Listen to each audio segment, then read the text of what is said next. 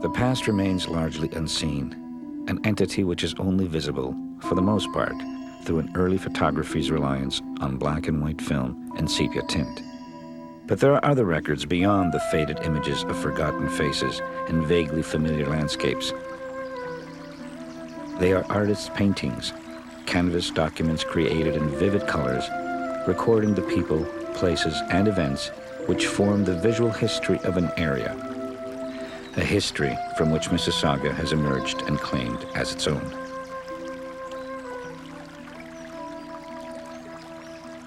Whatever has been caught by the artist historian that reveals a hint of pioneer days, of the handmade tools of homely industry, is a tribute to the men and women who wrought a mighty transformation of this land.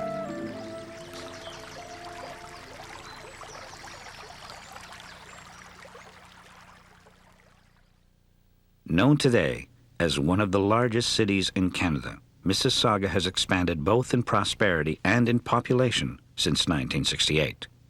And again in 1974, when with the amalgamation of Port Credit and Streetsville, the town became a city. However, within Mississauga's city limits are several communities, including Port Credit and Streetsville, which maintain their historical distinctness, physically a part of Mississauga but separate in spirit. They are reminders that Mississauga's history is equal to the sum of its parts, that this city space was filled with small villages and hamlets which boasted populations in the mere hundreds, and that it was but a handful of early settlers who defined the land long before Mississauga was officially created. Up until 1967, the original villages, surviving hamlets, and the recently developed subdivisions were collectively known as Toronto Township. Singly, many of the villages and hamlets, such as Cooksville and Churchville, were named after important residents. But when Toronto Township was granted town status, it was not one village, one hamlet, or even one person that the municipal council honored, but one people, the First Peoples, the Mississauga. Predating the earliest settlers, the band of Ojibwa peoples who established camp at the mouth of the Credit River as early as 1700 referred to themselves as Anishinabeg, meaning human beings. But the Europeans who came into contact with them called them the Mississauga. The name endured despite the disagreement amongst the Credit River Indians regarding its origin. Some of the Mississauga believed that the name came from the pronunciation of their most distinguished clan emblem, the eagle, but others insisted that the word meant dwellers at the mouth of a reed-filled river. The Mississauga's habitation at the mouth of the Credit River, a river which acquired its name because of their on-credit commerce with the French, would remain roughly undisturbed for 80 years. Abruptly, their existence changed when settlers, notably the Loyalists, began to encroach upon their land and lifestyle, slowly eroding the customs which the Mississaugas had preserved for more than a century. My son, before the white man landed on our shores, the red men of the forest were numerous, powerful, wise, and happy. In those days, nothing but the weight of many winters bore them down to the grave. These were happy days of sunshine and calm to our forefathers. Two treaties, one in 1805 and the other in 1818, would see the Mississaugas' access to the land upon which they had widely traveled and where they had freely lived diminished, and ultimately herald their removal from the mouth of the Credit River altogether. Despite popular depictions of the Mississaugas surrendering their lands to the British outdoors, both treaties were signed inside the Government Inn, the first building on the eastern bank of the Credit River, and the first sign of permanent settlement in the Port Credit area. Erected in 1798 at the suggestion of Lieutenant Governor of Upper Canada John Graves Simcoe, the Government Inn served as a stopping point for couriers carrying vital missives from Toronto, then known as York, and Niagara, as well as lodging settlers who retired there for the night after a hard day of clearing land and building log cabins. Living close to the settlers, the Mississaugas shared proximity but not experience. Although the government recognized their hunting and fishing rights, the settlers regularly poached from the Mississaugas' hunting grounds and fisheries. Indeed, the Mississaugas would eventually lose more than the thousands of acres of land. which the treaties stated they had ceded, a loss that in itself had been the result of the British and the Mississaugas' basic misunderstanding of each other's language. Continually threatened was the Mississaugas' traditional livelihood, as well as their numbers, which were quickly reduced. The band that had been 500 strong in the 1780s barely mustered 200 in 1820. My son, before the white men landed on our shores, the game in the forest, the fish in the waters abundantly supplied their wants.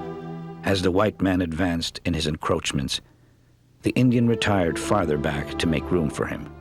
In this way, the red men have gradually been stripped of their hunting grounds and cornfields and been driven far from the land of comfort and plenty. Up until the 1820s, the Mississaugas' encounters with the settlers paralleled the experiences of other First People tribes: disrespect and eradication. They would diverge from the course of Native history when salvation was offered to them in the form of the Reverend Peter Jones, who was also known by the Mississauga name Kakuquanabe, or Sacred Feathers. After embracing the life of a Methodist missionary in 1823, Jones devoted his life to helping the Mississaugas adjust to the settlers' way of life, and thus survive as a culture. The son of an American surveyor, Augustus Jones, and a Mississauga woman, Tubenanique, Jones had lived separately with first his mother and then his father. On the one hand, his dual upbringing allowed Sacred Feathers to understand the ways and needs of the Mississauga, but on the other, the Reverend Peter Jones also understood the language and actions of the settlers. Mainly at Jones's urging, the government built a permanent village, or rather a reserve, for the Mississaugas, 3 kilometers from the Credit River's mouth, approximately where the Mississauga Golf and Country Club has been located since the early 1900s. Only its name is reminiscent of a people who once made their home on its greens. By 1826, all of the Mississauga had moved to the reserve. The wigwams of the old Indian encampment were gone. In their place stood a new type of village consisting of a school, a council house, a Methodist mission, and 40 to 50 log houses, each of which accommodated 2 families. With the Mississaugas' occupation of the village, the Reverend Peter Jones succeeded not in creating a bridge between 2 cultures, but in establishing a foundation for the Mississaugas to absorb the settlers' ways, fostering an experimental lifestyle that would remain unique to the Indians living at the Credit River. The Ojibwe Nation of Indians of the Mississauga tribe, residing at the River Credit in Canada, are desirous of learning the arts of civilized life, instead of depending upon the precarious subsistence of the forest and the chase. Helping Jones direct the Mississaugas toward civilization was Egerton Ryerson, who would later found the Ontario school system. He was appointed early in the village's completion to serve as a missionary among the Mississauga. Along with Jones, he helped to introduce the Mississauga to Christianity, industry, and agriculture. The Mississauga did not resist the missionaries' efforts to convert them, but followed their lead. Peter Jones even observed Chief John Crane's wife, Polly, raising chickens in anticipation of the Mississauga's move to the reserve. When he asked her why she had acquired the chickens, she replied, "I'm going to begin to have domestic animals like the white Christian people. These chickens are my first effort towards civilization. I bought them of the white people on purpose to lay eggs and hatch chickens." Increased pressure for settlement ensured that the Mississaugas' tranquil existence at their second River Credit location did not remain long intact, and by 1847, not one Mississauga remained in the village. Despite the fact that the Mississaugas had adopted the settlers' habits, they were still perceived as outsiders who did not possess a valid claim to the land upon which they had made their homes. My son, but oh, how has the scene changed since the white men discovered our country? The red man is gone, and a strange people occupy his place. Realizing that the government's procurement of their land was inevitable, the Mississaugas voluntarily left the village at the Credit River for a more secure tenancy near Hagersville in Tuscarora Township, naming their new settlement New Credit, The Mississaugas continued to employ the teachings of the Reverend Peter Jones, and today the Mississauga Indians of the New Credit First Nation continue to thrive and to prosper. During their tenure along the Credit River, the Mississauga Indians had regularly used water routes and inland trails to traverse the land. The arrival of both the settlers and the military, however, placed an immediate importance not on the trails, but on the Port Credit Harbor, which was relied heavily upon to guarantee travel and communication along Lake Ontario to and from Toronto. As the settlers began to move inland, water travel quickly became inadequate for people isolated by dense forests. The nearest water route, the Credit River, was in some cases inaccessible and, moreover, did not connect to either Toronto or Niagara. To aid land travel and communication, the settlers began developing roads.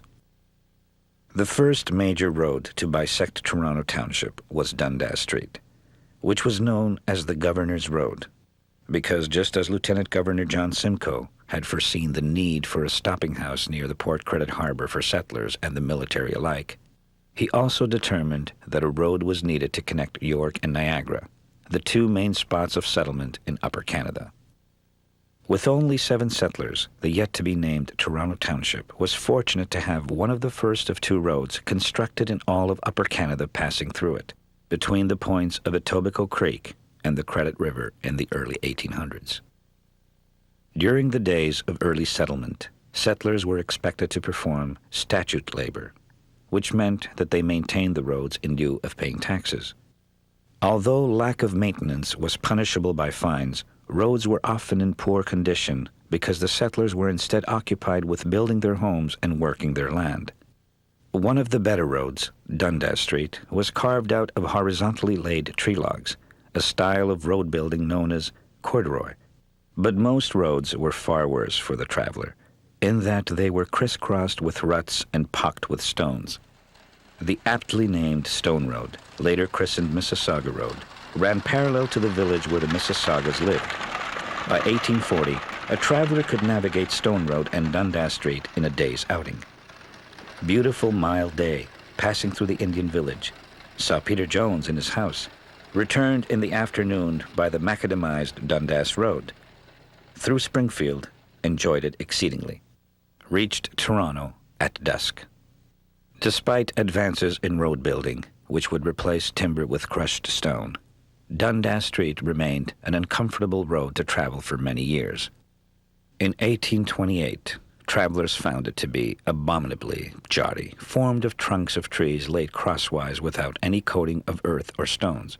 But by 1838, when Dundas Street had been partially graveled, travelers had nothing but praise for the condition of the road.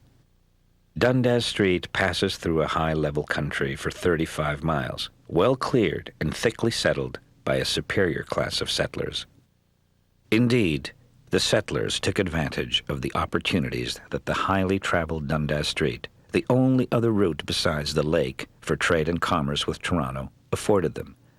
Along the length of Dundas Street, which extended between the Etobicoke Creek and the Credit River, 4 distinct villages emerged: Somerville, Dixie, Cooksville, and Springfield, later known as Arundel. Although each of the Dundas-centered villages had amenities to offer travelers, Cooksville by far surpassed its counterparts in popularity. Its reputation grew as a jump-off place for weary travelers going to and from Toronto and Niagara along the Governor's Road. Quickly, several stores, 2 hotels, a blacksmith shop, and a small mill formed the thriving little village of Cooksville, from an area where travelers had previously only taken in the scenery on their way to other destinations. Now, travelers had a civilized place to stop for lunch, dinner, and if they chose to, stay the night. Isolated settlers had a meeting place to share common experiences and convenient access to supplies. Although Cooksville flourished, it was no less true in other villages that the inn and the tavern were the most important features, for it was around these centers of social life that communities developed. Of course, the nature of the tavern and the inn as gathering places which offered food, drink, and rest initially ensured a steady clientele. However, Continued good fortune relied upon the business practices of the owner. There were many of the superior class of settlers in Cooksville who operated successful businesses, but it was prominent resident Jacob Cook who earned the honor of having Cooksville named after him in 1836 for his contributions to the village. Cooksville's leading entrepreneur, Jacob Cook, capitalized upon the village's location along Dundas Street and helped to augment its swift growth. Not only did he carry the mails under government contract from Toronto to Niagara along Dundas Street, but he also operated a tavern and a stagecoach service. With the presence of business-minded individuals like Cook and the constant influx of new settlers, Cooksville and the surrounding villages continued to expand into the mid-1800s. Expansion was both the cause and the effect of the never-ending pressure for settlement. Increased settlement resulted in the need for a road which would run perpendicular to Dundas Street. The road was named Hurontario. The earliest intersection in Toronto Township, the points of Hurontario and Dundas would form the cornerstones of Cooksville's famed Four Corners and provide the village with a distinct center. Dundas Street remained the more important of the two roads. While it continued to be extended, serving both travelers and commercial interests, Hurontario remained essentially a rural road, serving the farmers of Toronto Township. In 1873, Cooksville's strong farming identity would be matched by a strong municipal one when the Council of Toronto Township voted to make Cooksville their headquarters. As Toronto Township increased in size and prominence in the 20th century, four buildings known collectively as Confederation Square, the new municipal building, police station, library, and Toronto Township Board of Education, replaced the Cooksville Town Hall as the municipal hub. In the 20th century, the intersecting Dundas and Hurontario streets would become the recognizable core of Cooksville, and the village, much changed from the days of Jacob Cook's residence, would have the reputation as the municipal center of the township, where industry and agriculture came to meet. In 1826, with the removal of all of the Mississauga Indians from the mouth of the Credit River to the Indian village, as well as their loss of proprietary claim of 1 mile on either side of the Credit River, the river ceased to be the protected resource for the Mississaugas who had used it mainly for travel and fishing. The Mississaugas' loss became the settlers' gain. The Credit River was an immense energy source which caused settlers to hastily obtain previously unavailable mill sites along its shoreline. Mills, like inns and taverns, became the centers around which communities grew, and with the rapid development of grist mills and sawmills along the Credit River, villages flourished and industry boomed for the first time. The whole of the county is well supplied with running streams, some large and some small. The Credit, the principal river, is an excellent stream for water and runs through the western part of the county. The advantages of this stream are numerous to the people of the county, but are mostly made use of in the township of Toronto. Springfield, Meadowvale, Streetsville, Churchville, and a large number of other places make use of the stream and its branches, and it has proved a source of wealth to the community. Although both Meadowvale and Churchville had thriving mill industries, it was Streetsville which pulled ahead to lead the industry. It unofficially reigned as the Queen of Peel County between the years 1835 and 1851. Despite the overwhelming presence of the Toronto woolen mills in Streetsville, the two most popular mill industries in the 19th century were, by far, grist mills and sawmills. Unfortunately, the farming and lumbering industries, which were responsible for fueling the productivity of the grist and sawmills respectively, would suffer an irreversible downturn by the 1880s, forcing most of the saw and grist mills to close before the end of the century. As well, the invention of the steam engine rendered the once innovative water-powered mills along the Credit obsolete. Mills that used the new technology could be built far away from a water source. Only flour milling was to survive as an industry into the 20th century. Both Nabisco Milling, division of Nabisco Limited, and Adam Milling Company occupy former Streetsville mill sites and operate in Mississauga today. Within the borders of Toronto Township, Churchville, in the 19th century, had the reputation of being a thriving mill town due to its envious location along the Credit River. In 1857, it boasted several grist mills, sawmills, factories, and possessed fertile agricultural land. Typical of many villages, it was picturesque with a score of settlers calling it home.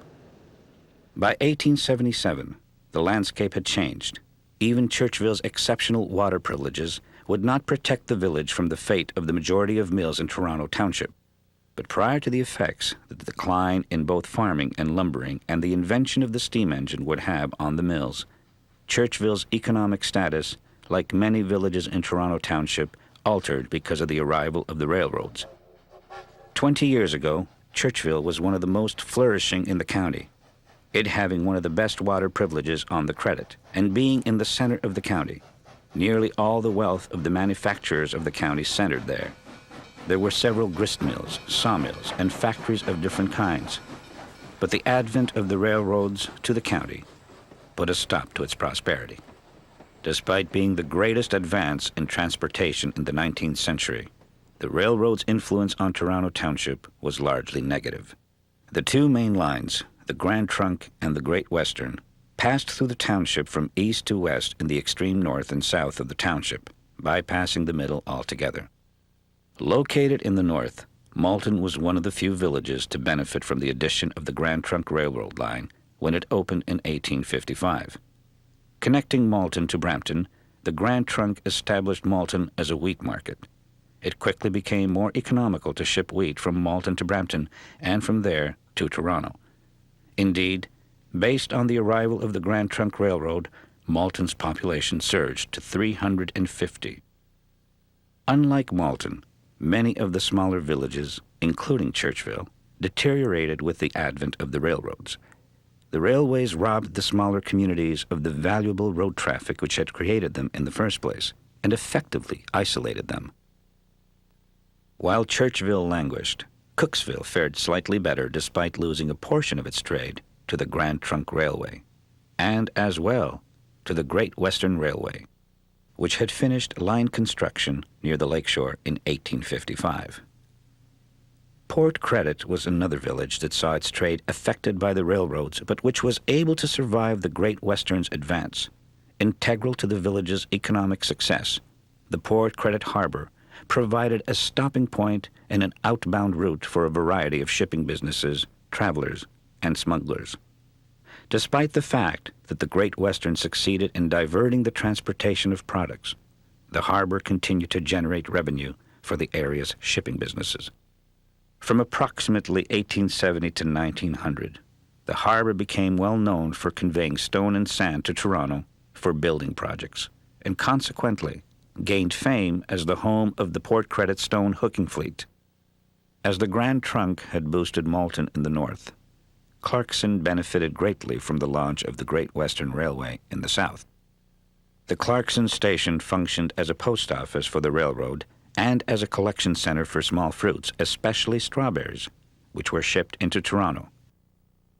Not everyone in Clarkson, however, was elated with the Great Western Railway line.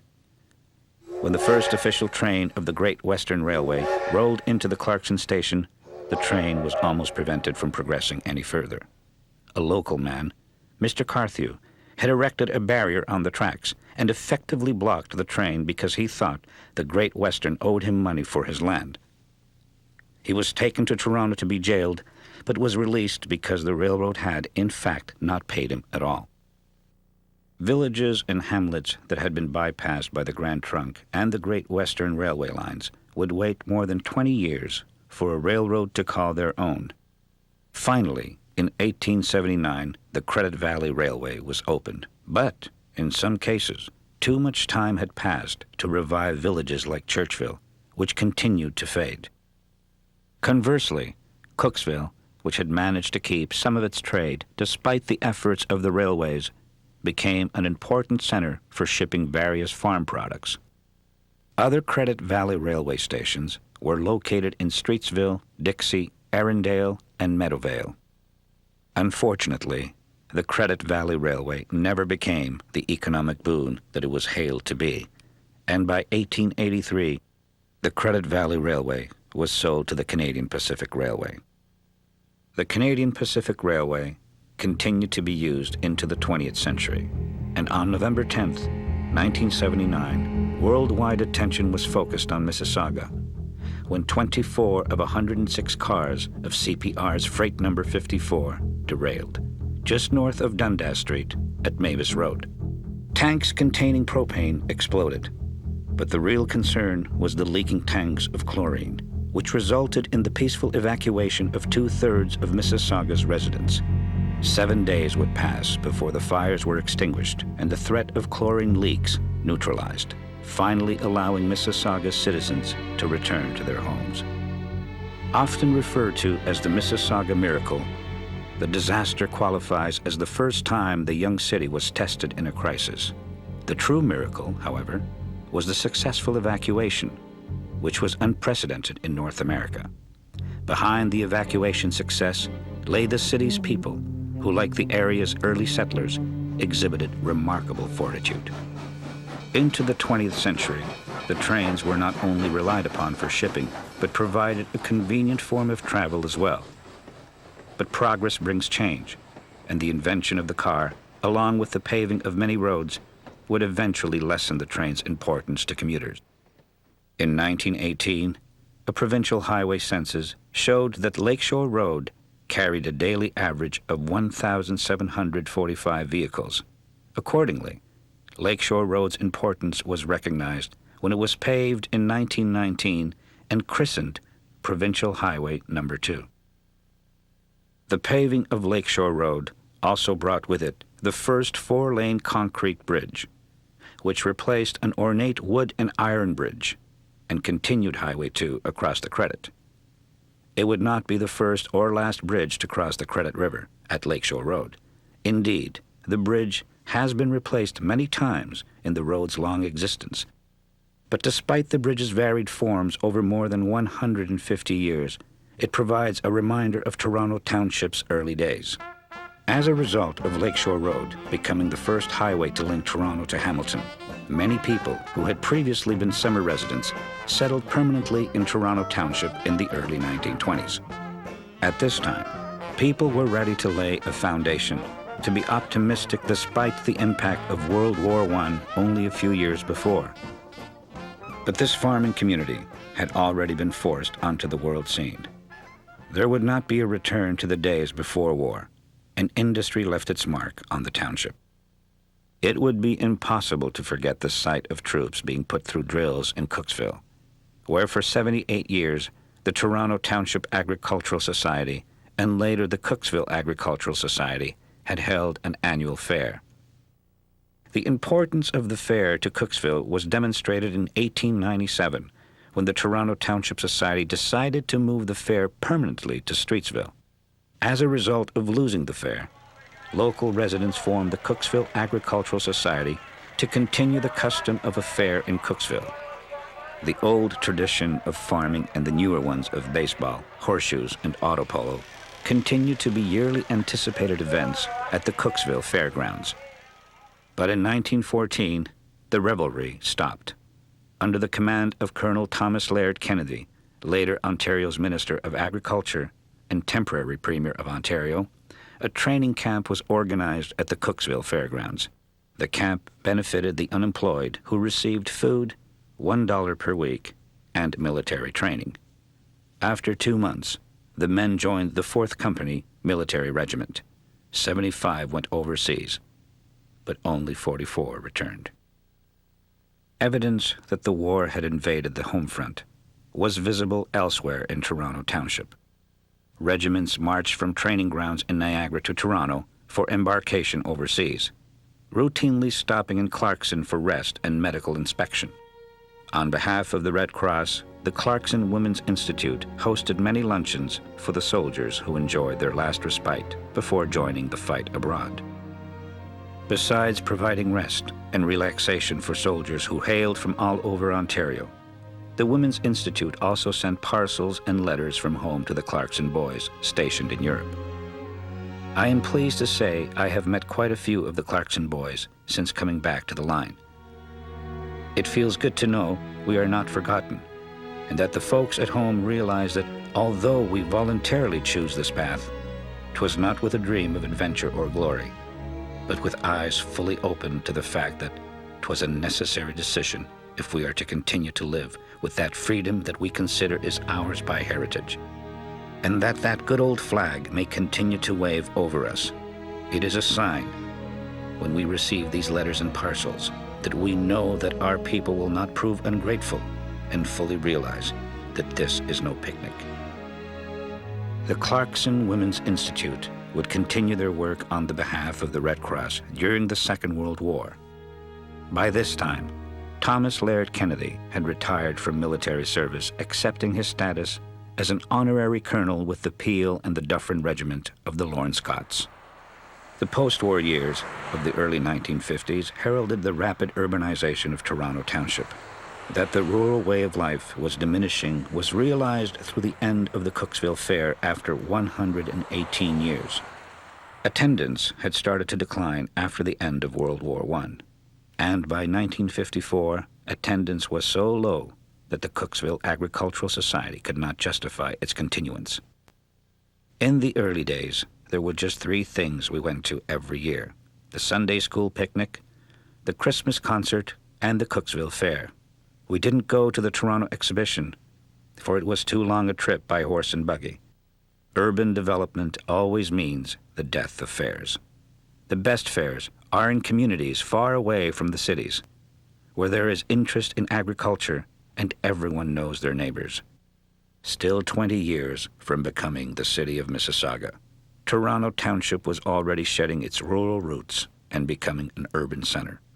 New phone lines were constantly being established, and the Toronto Township Hydroelectric Commission had been offering services since 1917. With the move to modern life came an influx of people who were unaware of the township's history, but who were willing to be part of its future. Large farming tracts diminished as subdivisions with names like Applewood Acres and Orchard Heights became the norm, hinting at a farming heritage while destroying it forever. Lakeview, one of the first subdivisions in Toronto Township, had been created indirectly because of World War I. In 1913, the Canadian government had established rifle ranges on Lakeshore Road for the training of local militia. With the start of the commuter age, most residents did not know that Lakeview's typical wartime housing was a result of the opening of the small arms factory to the east of the rifle ranges. New subdivisions were soon being built near Lakeview, Orchard Heights, and Applewood Acres. In 1958, the Lakeview Generating Station was built on the site of the rifle ranges, providing employment and electricity for Toronto Township. Park Royal, which was referred to as the most pre-planned subdivision of its time, evolved in the 1950s. It was noted for having its own buried service cables, sewer system, and a school. With both the increasing population and industry presence, the Toronto Township Council began to make plans for a prosperous future. Large tracts of land were zoned for residential and new industrial use, while old industries remained and expanded. In the mid-20th century, Toronto Township was entering an industrial phase on a scale that mocked the 19th century boom in mills. Drawn by vast space, a built-in employee base, and natural resources, big industry was poised to make an impact upon Toronto Township. It was clear to the municipal council that the township's future lay in the growing industrial economy and not in agriculture. The small arms factory to the east of the rifle ranges was one of the first technologically advanced industries to operate in Toronto Township, but it would not be the last. Built in 1937, Malton Airport was home to a highly progressive aviation enterprise, which was one of the major industries in the township at that time. Although the Malton Airport is known today as Pearson International Airport, it is upon that same ground that A.V. Rowe Company designed extremely advanced fighter jets for the Royal Canadian Air Force. After 11 years of work, A.V. Rowe's fifth design was christened the Avro Arrow in 1957. The Arrow was the culmination of the efforts of 22,000 employees, many of whom hailed from Malton, they worked for several exhaustive years to create an aircraft that matched the Canadian government's challenging and far-reaching specifications for aerial defense. A.V. Rowe Company, which was responsible for everything from the Arrow's preliminary sketches to its maintenance, ensured that the Arrow, as well as Rowe's previous designs, was exclusively Canadian, built in Toronto Township, and unparalleled anywhere in the world. Despite the intense interest that the production of the Arrow ignited, its official unveiling on October 14, 1957, was overshadowed in the media by the Russian launch of Sputnik. There was, however, a large crowd that gathered at the Malton airport to catch the first glimpse of an aeronautical feat and to listen to the Honorable George R. Parks, Minister of National Defense, define the moment. This event today marks another milestone, the production of the first Canadian supersonic aircraft, a symbol of a new era for Canada in the air. I am sure that the historian of tomorrow will regard this event as being equally significant in the annals of Canadian aviation. Ironically, the historian of today looks back upon the significance of the Arrow for reasons other than Parks intended. Although a great triumph, it would also prove a great failure. On February 20th, 1959, unbeknownst to A.V. Rowe, Prime Minister John Diefenbaker announced to the House of Commons the cancellation of the Arrow program. 20 minutes later, the following announcement was made to A.V. Rowe's employees. The Arrow program has been terminated. We, the management of the company, had no official information prior to this announcement being made. With the closing of the Arrow project, Malton lost many of its residents to the United States. But despite this loss, the population of Toronto Township continued to surge. Cooksville was growing too small to be the center of the rapidly expanding township. For the most part, the familiar sights had disappeared. In 1955, the Cooksville Inn was torn down to build the Canadian Imperial Bank of Commerce, which still stands today. Other familiar landmarks fell to progress when traffic demanded the widening of Dundas Street. In 1974, Revere House was the last landmark to be demolished in order to construct a left-turn lane onto Dundas Street. Prior to 1968, the Toronto Township Council had already been making plans to create a city centre north of Cooksville, which would anticipate the needs of the future town of Mississauga and later the cities. Cooksville remained the municipal locus of Toronto Township right up until the 1970s. As a village, Cooksville had lasted longer than most of its counterparts, and in the latter half of the 20th century, it would survive everything but progress. Between the 1950s and the 1980s, numerous residential neighborhoods such as North Cooksville, Munden Park, West Cooksville, and Gordon Woods, to name a few, evolved in all new directions surrounding the original village. With the township's agricultural loss and new industrial development bypassing Cooksville, the crossroads of Dundas and Hurontario streets lost their prestige as the place where industry and agriculture came to meet. Cooksville was no longer a popular jump-off spot, but a route to other destinations. During the 1980s and 1990s, commercial and institutional offices started to leave the Cooksville area. The transfers were a result of earlier decisions to develop a city core for these types of uses near the Square One Regional Shopping Mall and the surrounding lands south of Highway 403.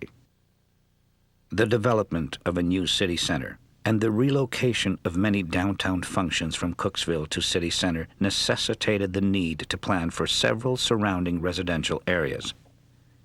They are Fairview, Creditview, Hurontario, Rathwood, and Mississauga valleys. In effect, Mississauga has continued Toronto Township's tradition of expansion and settlement. A mix of the urban and the suburban, Mississauga blends of civic center, residential housing, industry, and more than 380 parks for recreation into a city that visually does not reflect its beginnings close to 200 years ago. If one looks close enough, however, one can see that despite the changes in Mississauga's surface, vestiges of the past remain to remind us that history provides a record of achievement and a debt to be remembered.